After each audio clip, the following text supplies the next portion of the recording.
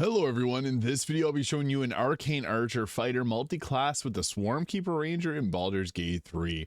This is a requested build and they do have a bit of synergy because the Arcane Archer actually gets us some abilities that makes our arrows more effective, overcoming resistance and allowing us to turn our missed shots into hits. So I'll be breaking down all the best choices here to combine these two classes if you're interested in doing so yourself. So for fighting styles, archery makes the most sense here, getting +2 bonus to your ranged weapon attacks. However, we don't really have an issue with missing our attacks, so defense is another really good option. I'm going to go use archery though, just it makes sense. We're using two range classes, so we'll go with that. And for our ability score, I think that it's best to go build around our dexterity here. We can also use medium armor because that works well too. Now, we do need intelligence for our arcane arrows to land their spell save DC, and we do need wisdom for things like the ensnaring strike from the ranger. So this is a bit multi-attribute dependent. I think it's best to use the intelligence circlet, which you can get easily in Act 1. So we're going to build mostly around wisdom, constitution, dexterity. We can dump our intelligence where we're going to get those points elsehow. And then we can put the rest of the points into like charisma or strength here and go with something like this. And yeah, we're going to go 16 dex, 14 constitution, and 16 wisdom. So I'll show you gear later on in this video as well, combat to get the most out of this class. So into level 2 of the fighter, action surge, huge boost. We get ourselves an extra action per short rest, massive. Now we get the arcane archer at level 3 here. I think that getting the banishing arrow, piercing shot, and the seeking arrow are the best 3 to start with. Banishing arrow is huge because you can use abjuration magic to banish a target to the Feywild, which is huge because they're banished for 2 turns. This is really useful early game. It's even useful late game. Also, piercing arrow can hit multiple targets. I always like to have this just in case there's a target, like there's a situation where we could get multiple targets hit. And the seeking arrow can do additional force damage, but this is like magic missile. If you've got no other attacks that will hit, this one can seek out and find its target. And it can also potentially apply fairy fire. I also like the shadow arrow and the bursting arrow. So if you don't like the banishing arrow, you can take something bursting arrow to hit in a huge area of effect. And for our cantrip, guidance is always nice since we don't have really any other concentrations, so we add in the ranger. At level 4, we get ourselves a feat, and this is where we can add in like an ability score improvement and boost up our dexterity, as that's going to give us better ranged attack rolls. Level 5, extra attack. You know what it is. That's one of the best things that we can get from here. And we could add in the ranger at this time. I think it's actually best to go 5 or 7 levels of the fighter and 5 levels of the ranger, and I'll show you why. So at this, we're going to add in a ability score improvement again to our dexterity, so we can max our dexterity at level 6, which is huge. At level 7, this is where we get our curving shot. When you miss an attack with a magical ranged attack, use a bonus action to attack the next closest target with the same attack. That's big because, hey, turning misses into shots. Magic arrow makes our ranged attacks overcome resistances to physical damage, and we get more arcane arrow shots. And we get to pick another one. I like bursting arrow because that huge area of effect is really nice. However, if you like beguiling arrow for charming targets, or if you like the shadow arrow for blinding targets, those are good too. Enfeebling's okay, and grasping arrow's decent as well. It does a little extra damage, but bursting arrow, big boom, extra damage, always nice. Here is where we can add in the ranger now. So we get to choose a favorite enemy. We already got heavy armor, so we don't need to take any of those. It's really your choice here. We could go with like the beast tamer or a bounty hunter, which gives proficiency in investigation and allows us to makes it so that targets have disadvantage on the saving throw against ensnaring strike, which is super useful for us, so we're going to take that. Natural explorer, beast tamer can be good because it gives us a fine familiar. However, I think it's better to get the wasteland wanderer to resist fire, poison, or cold damage, because this is going to be huge, especially since fire is such a common damage type in the game. And level 2, we get to take our spells finally here, so we're obviously taking ensnaring strike. And hunter's mark is also really nice because we get benefits from the swarmkeeper from this.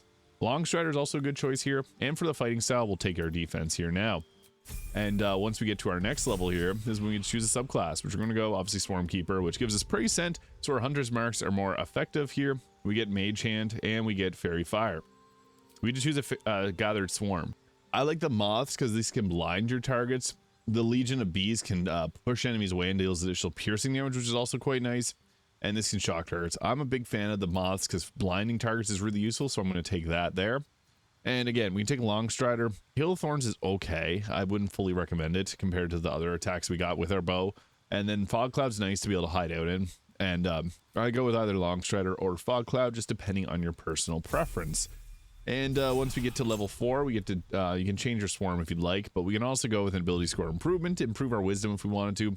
The alert feat for that +5 initiative is also quite nice. We could go with that. And if we really want to maximize damage, sharpshooter. This doesn't apply to our magical arrows, unfortunately, but it does give us a bonus to our normal arrow attack, so that can also be pretty nice. Give us a +10 to our damage, but we have less hit chance, which does matter because, I mean, -5 to attack rolls with the +2 from entry, you could miss some shots, so that is a little bit of a downside. You can take sharpshooter if you want that extra damage, or we can just go with the alert feat. It's your call here between these two. Sharpshooter, we want damage focused. At level 5, this is when we get the extra attack and the web spell, so you can cover an area in a thick flammable webbing that possibly can web targets. Pretty nice. And we get level 2 spell slots, which gives us the famously powerful spike growth, which is a concentration, but we can hold this in place, and it makes it so that it creates difficult terrain that damages enemies when they walk through it. Now, what this ends up looking like in terms of gear. So with this setup here, we got that warp headband of intelligence to bring our intelligence up, and we got 26 armor class here using the cloak of protection and the ballast armor, which is light armor.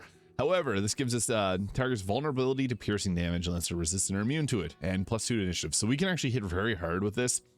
I also like the Legacy of the Masters. This gives a +2 bonus to attack and damage rolls, so this is going to further offset our reduction in overall damage, or overall hit chance with the sharpshooter.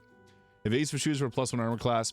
Although for gloves, use your best available, like the Helldesk gloves are probably best in slot for the additional damage, or the Dark Justice Air Gauntlet for additional necrotic damage. In early game, the best available would be probably heavy armor. The armor of agility will give you a high armor class, so you can get her 29 armor class there, but I think it's better to sacrifice a bit of armor class for a better amount of damage. Now, the Knife of the Undermountain King is kind of interesting, so this will increase our critical hit chance and give us an advantage on attack rolls against later heavy obscure targets when using this blade. This also can apply to our bow attacks, so that makes us much more likely to land them. I also got the Viconia's Walking Fortress, whatever shield you got available. Gaunter Mail for the bow, but again, even something like Titan String Bow can be very, very powerful, and that's probably the best in slot if you're going to pop a strength potion, so you could go with that too. I got the Ring of Protection and Killer Sweetheart. Really, whatever rings you got available will work best here. Crusher's Ring for more movement speed is also quite nice. Your call there on that. And Amulet of Greater Health. However, there is some other ones that can give us, like the Misty Step, which could be very useful. Surgeon Subjugation Amulet for critical hit turns into Paralyze. So there's some other great choices there too if you wanted to, but I'm going to show you how to make this very powerful in combat here. So to get things started here, we got multiple enemies that we want to attack with our arrows. However, we could set up like spike growth for some crowd control early on. That's not a bad option, or even the web spell if we want to aim web targets. Either of these is going to be really nice and something that's just going to distract enemies. So we can, I guess, we'll drop down a web here and try to web as many as we can in this area, and we'll get counterspelled. Of course we did. So that happens, but you can set up with crowd control first. Now we got some prime targets here with like the piercing arrow, so if you can see where you can hit multiple enemies, go with that there. Otherwise you can go with something like a bursting arrow if you can see that you can hit multiple targets with that. That's not a bad option there, so I was able to take them out. We got our Flurry of Moths, which gives us that free teleport too, so we could use that to reposition ourselves, which is pretty nice. And let's go with a range attack disadvantage, but yeah, 64 damage. The ballast armor is huge, so that makes us very, very deadly.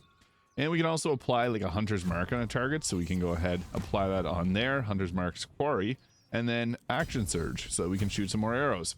So then we can follow up with like another arrow attack. We can get in close too, and then give the disadvantage on that.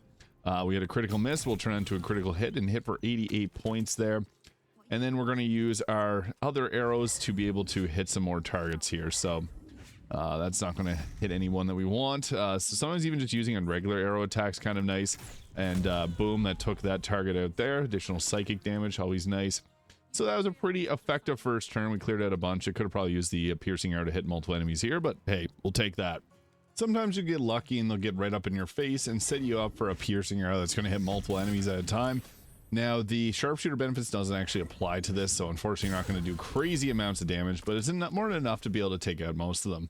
And since we use 2 piercing arrows to take them out, we can then follow up with another bursting arrow to probably finish off the rest of them here. Boom, that was good. Flurry of Moths teleport too, which is nice because this is a teleport that doesn't use a bonus action, so you can sometimes line this up in a really good spot. Unfortunately, Shadowheart's going down there, and Minsk is in a very bad position, but we'll always take those very... sorry, Shadowheart. We had a really good shot there. And we also got ourselves the second wind if we need any healing ourselves. And I always like to apply the Hunter's Mark whenever possible, because we don't have many uses for our spell slots, so we may as well use something like this on an enemy there to just deal a little extra damage. And we once again have a really nice shot to take here, so we may as well go boom with that, take out one of them there, and that's the last target that we got. So we can use some other options here, but even just our Seeking Arrow is a good choice. You can even banish them too, which is kind of funny. The Banishing Arrow is hilarious because you can, we land a critical hit with that. They'll end up coming back, so we left combat for a second, but they'll be back in a moment to to return. So Banish is only supposed to work for 2 turns, and it's been like 10 now. For some reason, they have not returned, so hey, it's also a good thing. So that is the Arcane Archer Swarmkeeper Ranger multiclass in Baldur's Gate 3. Let me know your thoughts in the comments. Hit the subscribe button below if you enjoyed, and I'll see you all in the next video.